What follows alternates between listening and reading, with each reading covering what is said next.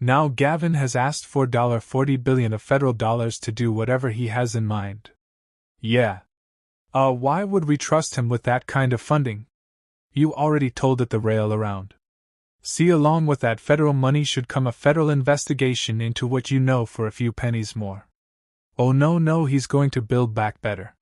Yeah. Okay. Yeah, that's a catchy little phrase, isn't it? Build back better. We all heard that before, haven't we? Anyone ever seen the government build back better? I sure haven't. No. If anyone you know has, put your hand up and maybe I'll concede that point. But I have another B word there if it's called.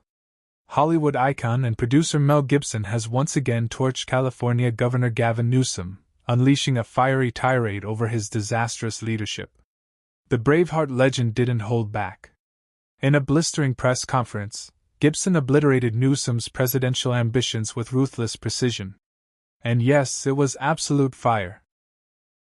As always, we've got the freshest, fiercest clips ready to roll. So, hit that subscribe button and let's dive right in. It is criminal negligence. Absolutely. Do the mayor and the governor give a damn about you? No. Absolutely. Hell no. No. I mean, that's clear. Yeah. How about the governor? Newsom, since he's been in whatever you call it, office, has brought us nothing but rampant crime, acute homelessness, horrendous inflation. I mean, the industry I work in, the film industry, this used to be the mecca of filmdom. It is no more. And the tech industries have taken off, and many businesses industry, they just left. They blew out of town because he's made it untenable for people to make a living here. That's right. I had a job where I had to film down the street in LA. One day filming. It was cheaper for me to fly the entire crew to Bulgaria, feed them, house them for 3 days, shoot, come back. Wow. That was more cost effective. Mel Gibson came out swinging. No pleasantries, no warm-ups, just pure unfiltered fire. From the very first word, he lit into Gavin Newsom with ruthless precision, tearing apart the California governor's disastrous leadership. Gibson slammed Newsom for suffocating the film industry with sky-high taxes, overregulation, and an out-of-control cost of living. According to Gibson, California, once the beating heart of Hollywood, has become a hostile environment for filmmakers and studios alike. It's no longer financially viable to shoot there, and the numbers back him up. Blockbusters like Oppenheimer and The Last of Us were all shot outside of California, taking jobs, talent, and money with them. Gibson pointed to this exodus as proof that Newsom's policies are chasing Hollywood out of its own backyard. And judging by the way Gibson delivered the message, he's not the only one who's had enough. The gloves are off and the fight is on. He did sort of make some concessions, but he made sure it was just enough so the kids still ran off the farm and went somewhere else to work. Is inadequate. He wanted to appear magnanimous. And so now he and Karen, they want us to trust them to reimagine our city for us. All right, quick comment before we continue because this part is key. When Gavin Newsom made California nearly impossible to shoot in, thanks to suffocating taxes, crushing red tape, and soaring living costs, the backlash was swift. Hollywood producers hit back hard, and the pressure forced Newsom into action. He finally doubled down on incentives, dramatically increasing the state's film and television tax credit from $330 million to $750 million and making the credits refundable for the first time. But it was too late. By then, production had already shifted en masse to states and countries offering better deals, cheaper labor, and simpler logistics. The damage was done. California's reputation as the world's premier film destination was already slipping, and Newsom's belated concessions only confirmed what Hollywood insiders like Mel Gibson and Ben Affleck have been warning. Hollywood no longer needs California first. The real question now, can these new incentives ever claw back what's been lost? Or is the Golden State's era of dominance already fading into the past? That's a catchy little phrase, isn't it? Build back better. We all heard that before, haven't we? Anyone ever seen the government build back better?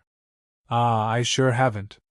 No, if anyone you know has, like they put your hand up and maybe I'll concede that point. But I have another B word there if it's called children in the audience. Sorry, Bishop. Bishop is another B word. It's more than 4 letters. They're criminals. That catchy phrase. It was actually coined during Biden's administration under the 117th Congress. Supposedly to restore America's crumbling infrastructure and close the widening jobs deficit. But what did we get instead? More job losses, endless supply chain chaos, and raging wildfires that no one in power seemed prepared to handle. And then there's Gavin Newsom, Biden's West Coast golden boy and a key figure in his political ecosystem. If Biden was ineffective, Newsom was a disaster. Under his watch, California's economy spiraled into chaos. He buried businesses under taxes, regulations, and skyrocketing energy costs, forcing many to flee the state entirely. California, once a symbol of prosperity and innovation, turned into a cautionary tale. Newsom is the walking, talking definition of all talk, no action. Smooth speeches, big promises, flashy headlines, but nothing of substance. He's the kind of leader who shows up for the photo op, not the solution. While he talks about progress, real people are watching their livelihoods go up in smoke, sometimes literally. Newsom wants to do the Maui Plan. Music, what do you think the Maui locals think of the Maui Plan? Yeah. I'm sorry. There aren't any more locals living there anymore. They all had to leave town. Wow. Do you think the people of the Palisades or Altadena are going to be consulted about how their areas are reimagined by Newsom and Bass? No. They want low-income housing here in Palestine. This is a conspiracy. It'll be more like the Chairman Maui Plan. Gibson didn't just criticize Newsom. He delivered a brutal example that perfectly captured the governor's failure. He dubbed it the Chairman Maui Plan. A sarcastic jab that cuts deep. For those unfamiliar, here's the context. After the catastrophic fires that tore through Maui a few years ago, Gavin Newsom stood in front of cameras, promised the world, and vowed to build back better. It was supposed to be a model of compassionate leadership and swift recovery. But how many homes did Newsom actually deliver? 3. Just 3. Let that sink in. All that federal funding, all that media fanfare, and all those grand speeches, yet barely a handful of families got the help they were promised. Meanwhile, displaced residents continued to live in makeshift shelters, waiting for relief that never came. Gibson used this example to hammer home his point. Newsom is a master of optics, not outcomes. His leadership is performative at best and outright negligent at worst. And if this is how he handles recovery, imagine the disaster he'd be as president.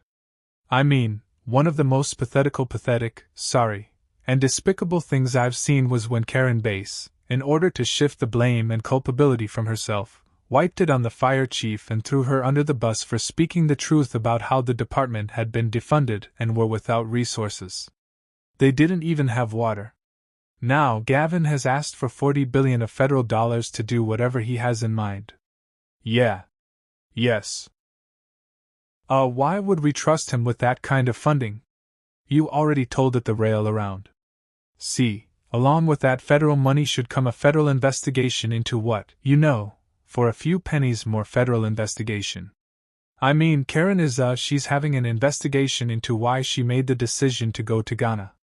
Honestly, I'm not even surprised at this point because this is textbook Democrat strategy.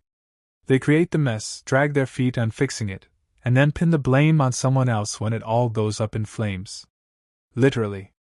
Take the Palisades fire disaster as just one example.